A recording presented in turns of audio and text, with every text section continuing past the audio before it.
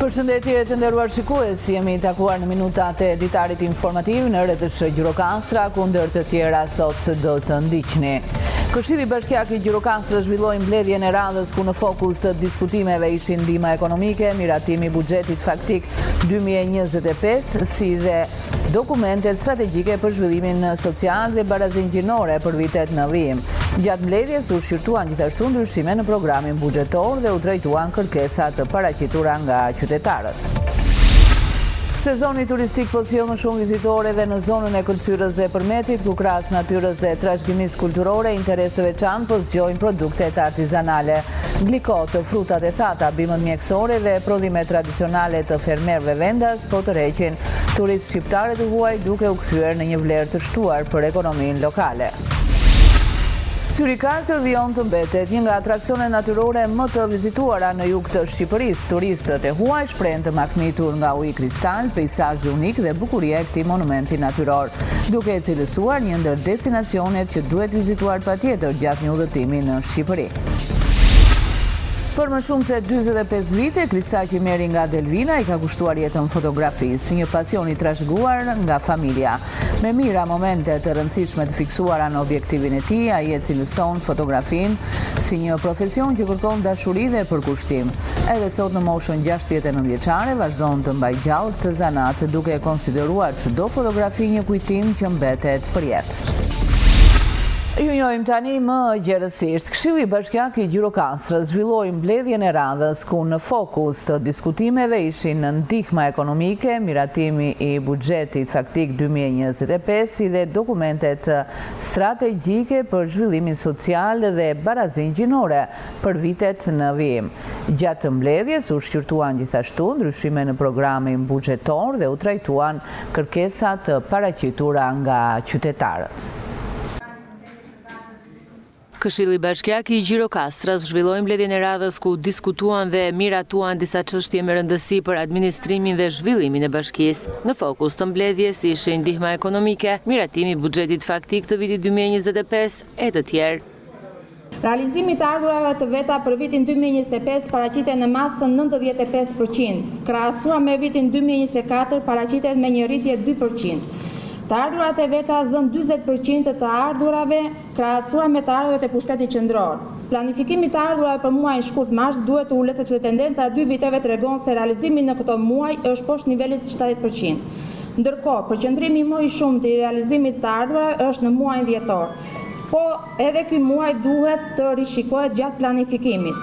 Përqendrimi i monitorimit duhet të përqendrohet në muajin gusht dhe ka filluar punën në të gjitha strukturat pranë bashkisë për kontrollet të shpeshta në terren dhe komunikimet me bizneset. Gjatë mbledhjes, këshilltarët shqyrtuan dhe miratuan projekt vendimin për miratimin e buxhetit faktik 2025. Mbështetje për arsimin. Në këtë program përfshihen shpenzime për paga për stafin mbështetës, ndërtim, rehabilitim për mbajtjen e ndërtesave arsimore të sistemit shkollor, bazë, pranë-universitar dhe konviktet, shpenzime për paga për mësuesit e kopshte dhe çetet e fëmijëve dhe stafin mbështetës, programe mësimore për trajtimin e edukatorëve dhe mësuesve, furnizimit e mbështetja me ushqime, kopshte dhe çete, ndërtim të mirëmbajtje strukturave shkollore, rikonstruksioni infrastrukturës arsimore, përveç fondeve të akorduara nga buxheti i bashkisë, është mbështetur nga Ministria e Arsimit, fondet e Ministrisë së Linjës janë realizuar në 80%. I pranishëm në mbledhjen e Këshillit Bashkiak, kryetari i Bashkisë Gjirokastër Flamur Golemi bëri me dije gjithashtu edhe ndryshimin e orarit të mbajtjes së tavolinave dhe karikeve në pazarin e Gurt. Në atë pikë të rregullore si ne kemi miratuar, 12 duhet të mblidhen dhe tavolinat dhe kariket. Dhe për të arsye kemi bërë vetëm të shtesën, pra vetëm të pjesë që nga ora 12 kalojnë deri në orën 2, pra 2 të mëngjesit, me qëllim që pastaj të ketë mundësi edhe shërbimet publike dhe shërbimet komunale të vazhdojnë të pastrojnë dhe të sistemojnë gjithë zonën e pazarit. Pra kjo është arsye që kemi edhe këtë pikë e kemi kaluar jashtë rendit të ditës. Vendimet e miratuara në mbledhjen e Këshillit Bashkiak synojnë përmirësimin e administrimit financiar, forcimin e politikave sociale dhe vijimin e investimeve në shërbim të komunitetit. Sezoni turistik po sjell më shumë vizitore edhe në zonën e Këlqyrës dhe Përmetit, ku krahas natyrës dhe trashëgimisë kulturore, interes të veçantë po zgjojnë produktet artizanale. Glikot, frutat e thata, bimët mjekësore dhe prodhimet tradicionale të fermerëve vendas po tërheqin turist shqiptare të huaj, duke e kthyer në një vlerë të shtuar për ekonominë lokale. Teksa turizmi në jug të vendit vijon të rritet, gjithnjë më shumë vëmendje po marrin dhe produktet artizanale, të cilat janë kthyer në një ndalesë të preferuar për vizitorët. Përgjatë aksit nacional Këlqyr Përmet, në disa tezga ofrojnë shije dhe aroma karakteristike të zonës, duke u dhënë turistëve mundësinë të njohin nga afër traditën vendase. Jam nga Izraeli dhe po vizitojmë jugun e Shqipërisë. Ndaluam këtu pasi pam këtë mrekulli natyrore, por u mahnitëm edhe nga produktet vendase. Na shpjeguan me shumë pasion mënyrën e përgatitjes së frutave, perimeve dhe bimëve mjekësore.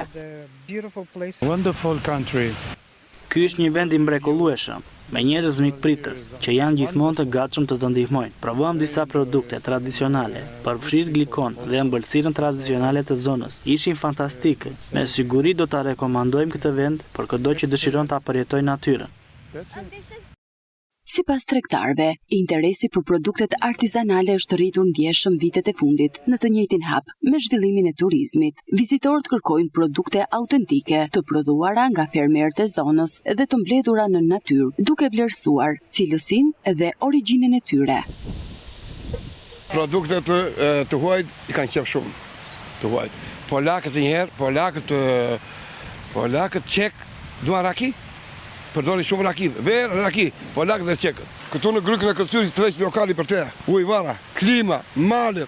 Thashë, ata një pjesë nuk kanë parë fare, mal me sy, janë të okupatori. Si u vinë këtu vitë habitu, që është kështu thonë. Përtej peizazheve dhe mikpritjes, produktet artizanale po bëjnë një tjetër arsye që turistët të ndalojnë në Këlqyr dhe Përmet, duke i dhënë vlerë traditës, punës së fermerëve dhe identitetit të zonës.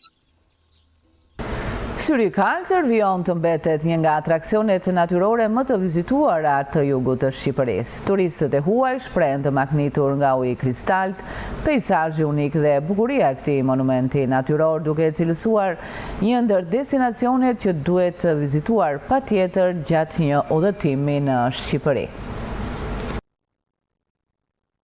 Syri Kaltër, një nga destinacionet më të njohura turistike në jug të Shqipërisë, vazhdon të tërheq vizitor nga e gjithë bota. Me ujin e tij të kristalt dhe ngjyrat mahnitse, kjo mrekulli natyrore lë mbresa të veçanta tek turistët që e vizitojnë për herë të parë. Është një mrekulli natyrore, na pëlqen shumë dhe tani duam të bëjmë edhe disa fotografi. Syri Kaltër është shumë i bukur dhe uji është jashtëzakonisht i kthjellët. Jam e mahnitur nga pastërtia e ujit në Shqipëri, sidomos në vende si Syri Kaltër, ku uji del nga thellësia e tokës. Po udhëtoj me një grup dhe nuk kam marrë shumë informacion paraprakisht. Më kanë thënë thjesht se do të shkojmë në këtë vend dhe unë kam vendosur ta vizitoj. Është si një perlë e fshehur, një parajsë e vogël natyrore, më ka lënë pa fjalë. Jam shumë e mahnitur nga ky vend që po e vizitoj për herë të parë. Shumë turistë huaj kanë vizituar edhe destinacione të tjera në Shqipëri si Gjirokastrën, Ksamilin, Tiranën dhe Valbonën. Megjithatë, ata shprehen se Syri i Kaltër është ndër vendet që i ka impresionuar më së shumti për shkak të bukurisë së tij unike dhe pastërtisë së jashtëzakonshme të ujit. Është herë e parë që ne jemi në Shqipëri dhe kemi ardhur këtu pa pasur ndonjë informacion të qartë se si është ky vend, por po, jemi të befasuar dhe në një mënyrë shumë pozitive. Natyra është shumë e bukur, ka shumë male të larta dhe për ata që pëlqejnë ecjen malore, Shqipëria është një vend i mrekullueshëm. Gjithashtu kemi pasur akomodime shumë të mira dhe jemi ndjerë shumë rehat gjatë qëndrimit tonë në Shqipëri. Ajo që kam parë është një spektakël i vërtet natyror si ky i Syrit Kaltër. Kam vizituar Ksamilin, Gjirokastrën, Tiranën, sigurisht edhe Valbonën. Është e vështirë të zgjedh një vend të preferuar, sepse çdo vend është i ndryshëm në mënyrën e vet. Më pëlqen Valbona për natyrën e saj, ndërsa më pëlqen edhe Gjirokastra, sepse është një qytet shumë i vjetër dhe me histori të pasur. Por tani që vizitova këtë mrekulli natyrore, është e vështirë të zgjedh. Vizitorët vlerësojnë jo vetëm peizazhin natyror, por edhe mundësinë për të përjetuar nga afër një prej thesareve më të veçanta të natyrës shqiptare. Sipas tyre, Syri i Kaltër është një destinacion që meriton të vizitohet dhe që mbetet gjatë në kujtesën e kujdo që kalon aty. Dita e sotme shënoi edhe përfundimin e provimeve kombëtare të arsimit bazë me zhvillimin e testit të gjuhës së huaj. Në Gjirokastër ju nënshtruan këtyre provimeve 308 nxënës të shkollave të zyrës arsimore Gjirokastër Libohov, të grupuar në 3 qendra administrimi.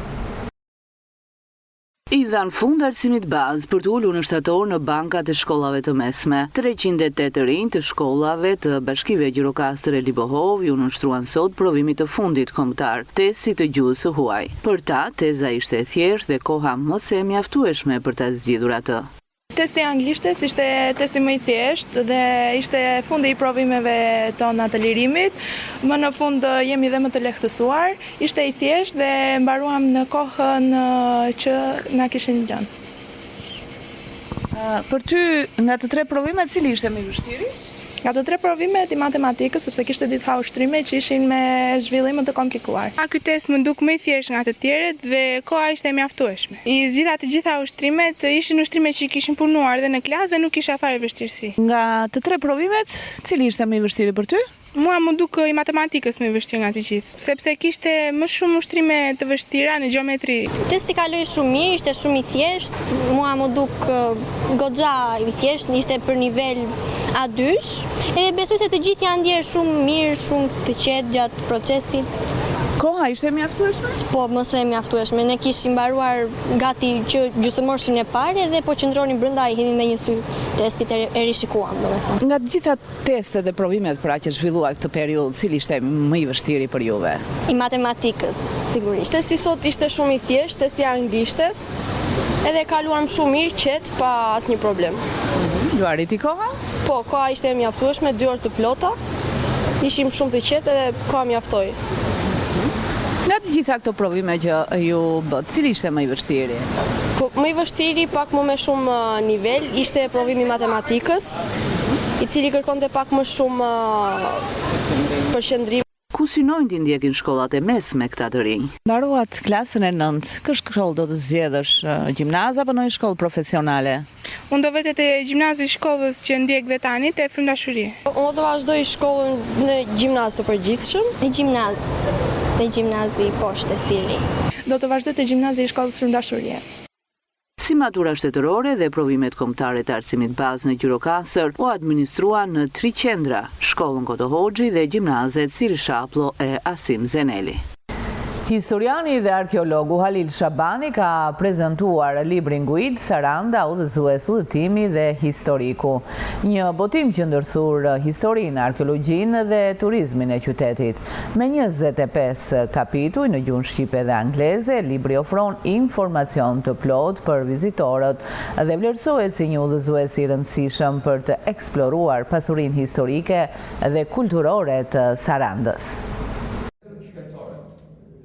Historiani dhe arkeologu i njohur Halil Shabani, serinë e botimeve të veta studimore e ka pasuruar me librin Guid, Saranda, udhëzues, udhëtimi dhe historiku. Gjatë prezantimit të këtij libri, folës të ndryshëm u takuan në vlerësim se ky botim është një promovim i një lloji të veçantë të rrjedhës historike, si dhe i pasurisë arkeologjike dhe turistike të Sarandës. Këtë libër e bën të veçantë edhe se informacioni thelluar shkencor i ofrohet çdo kujt edhe si një guid lehtësuese për të eksploruar Sarandën, thot Arben Çipa, një prej operatorëve turistik të jugut shqiptar.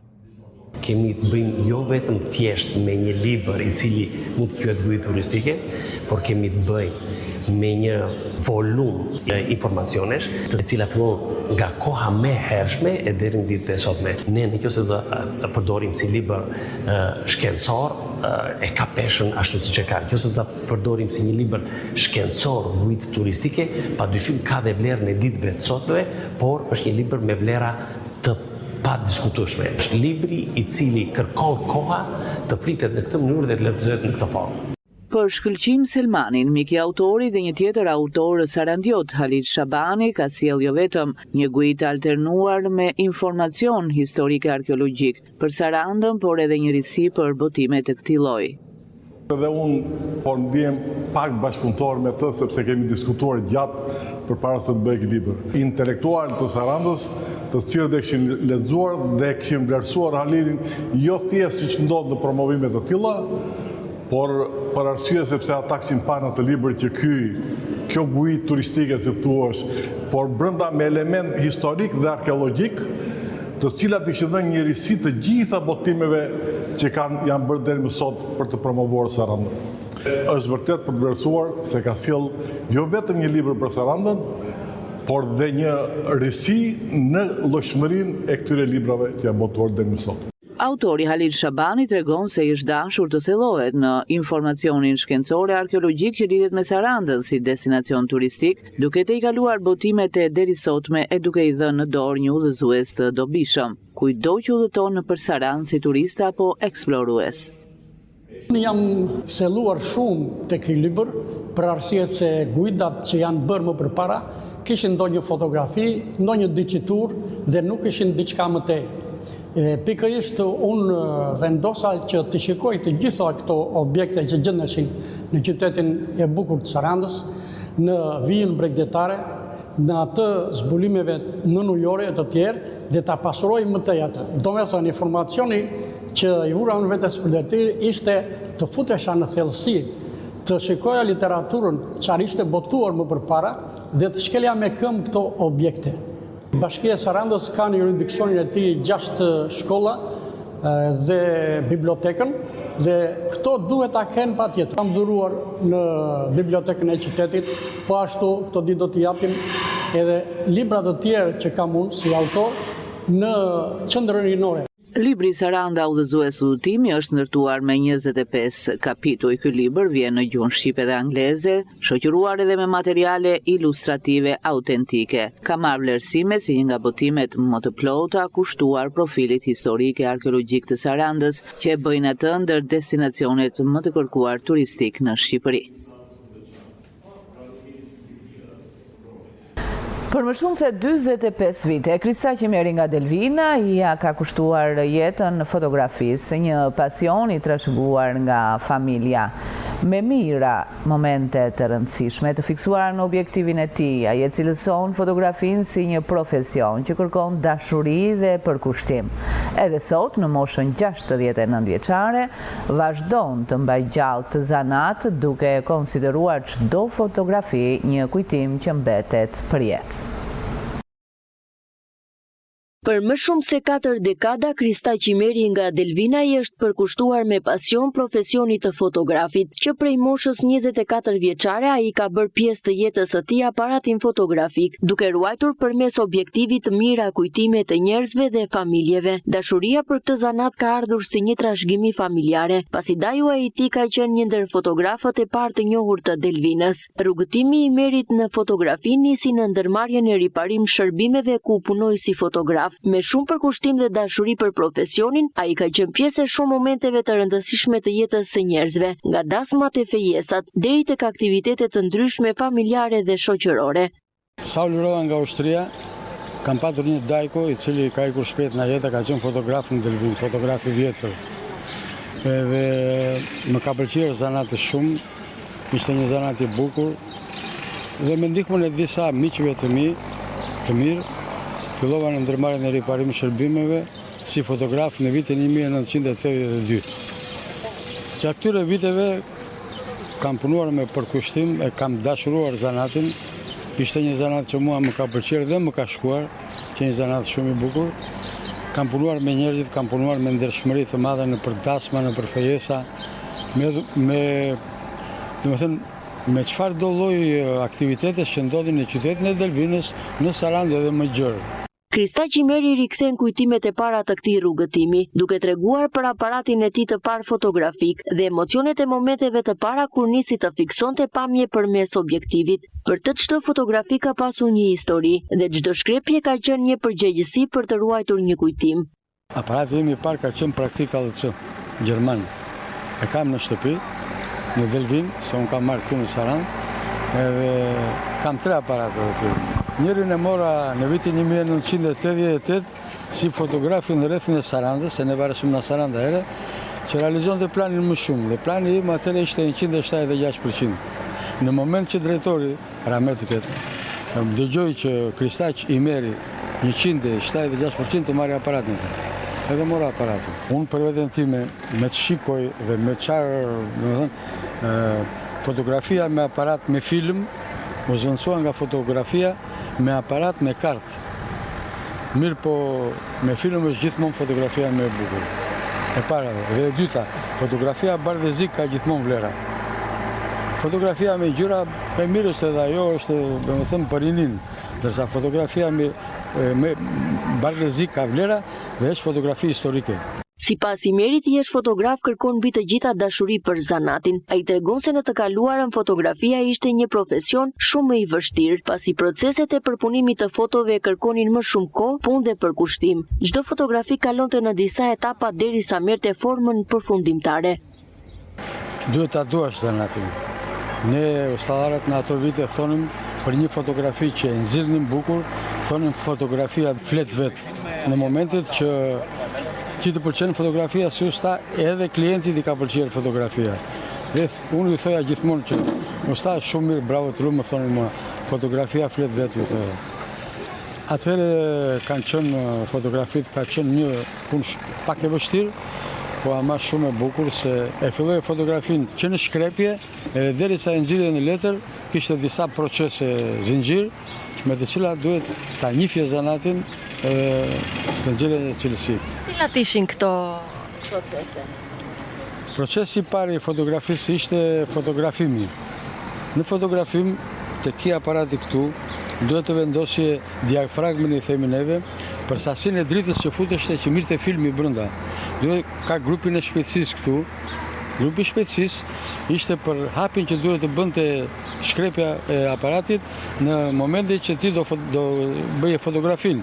Si për shembull tani ka është një hije që ne e vendosim këtu te 5.6, i themi neve. Edhe këtu te 125. Pastaj punonim me telemetër, mbaronim pasi bënim shkrepjen, mbaron te filmin, nxirrnim filmin edhe përgatisim solucionet.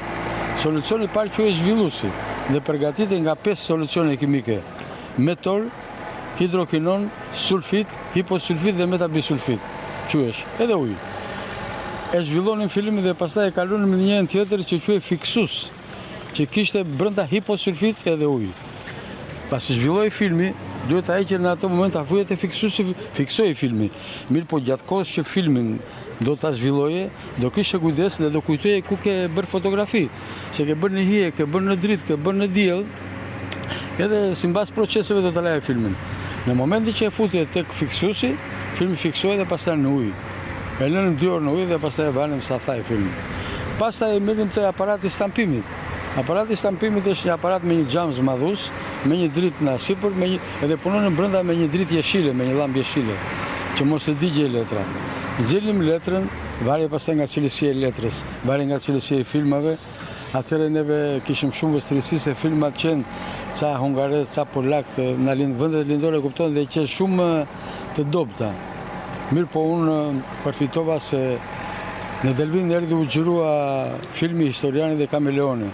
Dhe atje një fotograf i kinostudios, i quajtur Tare Hisi, më mësoi se si të punoja me filmat me ngjyra duke i kthyer bardhëzi. Po filmat me ngjyra, atëherë të kinostudios Agfa, gjerman, që janë filma shumë të fortë dhe të bukur. Edhe kjo më mësoi që bëja fotografi me këtë aparat me filmat me ngjyra dhe duke i larë filmat, pastaj i futja në një solucion tjetër që dilte filmi bardhëzi dhe dilin fotografi të bukura shumë. Fotografi i vjetër i Delvinës shprehet se ky është një profesion i bukur që kërkon pasion dhe përkushtim. Ai këshillon të rinj që duan të merren me fotografi të zgjedhin aparate profesionale dhe të mos mbështeten vetëm tek telefonat celular, pasi sipas tij fotografit janë kujtimet më të bukura që mbeten ndër vite. Është një profesion shumë i bukur, po teknologjia e ka lënë pak mbrapa. Edhe për këtë më vjen keq që njerëzit, ta them shqip edhe si thonë fshatçe, harxojnë 10 milion lekë të vjetra për të bërë një dasëm, edhe një kameraman ose një fotograf nuk e marrin në dasëm. Po bëjnë fotografi dhe video me filma, me aparate celulare që më vonë, domethënë skadojnë. Me këtë rast, unë ju bëj thirrje të gjithë njerëzve që duan fotografin, që duan zanatin, që ta vlerësojnë shumë punën e fotografit edhe të kameramanit. Edhe mua më pëlqen dhe vazhdoj akoma me disa sisteme që kanë dalë punoj këtu në Sarandë, me disa sisteme që kanë dalë që kanë nxjerrë teknologjia dhe mundojmë të bëj sa më të mirën për qytetin tim, për Delvinën. Unë kam një thirrje jo për Brezin e Ri, por për të tërë shqiptarët dhe për të tërë popullin kudo që është, të respektoj, të kursej ato 5 lekë, të marri fotografin, të marri kameramanin në përdasëm, se ajo është historia. Se nëse kur do shikoj ato DVD-t dhe ato fotografit, thot, siç më thon mua tani për shembull që rrofshoreta që më thon mua që na nxorë X aktivitet, X fotografi, se unë çdo ditë nxjerr nga një fotografi. Janë dhe kujtim, domethënë. Po, janë kujtime shumë të bukura. Është historia e një vendi. Edhe njerëzit unë ju bëj thirrje që ta respektojnë se është një nga zanatet më të mira dhe është një nga zanatet që vendos histori tek çdo njeri. Edhe pse ka kaluar shumë vite në këtë profesion, Kristaqi Meri thotë se nuk ka ndërmend të braktisë fotografin, për sa kohë të ketë mundësi. Për ta aparati fotografik nuk është thjesht një punë, por një mënyrë për të ruajtur histori, emocione dhe momente që mbeten për gjithmonë. Përfunduam këtu, ishte gjithçka e përgatitur për këtë ditar informativ në RTS Gjirokastra. Ndahemi bashkë, miru takofshi.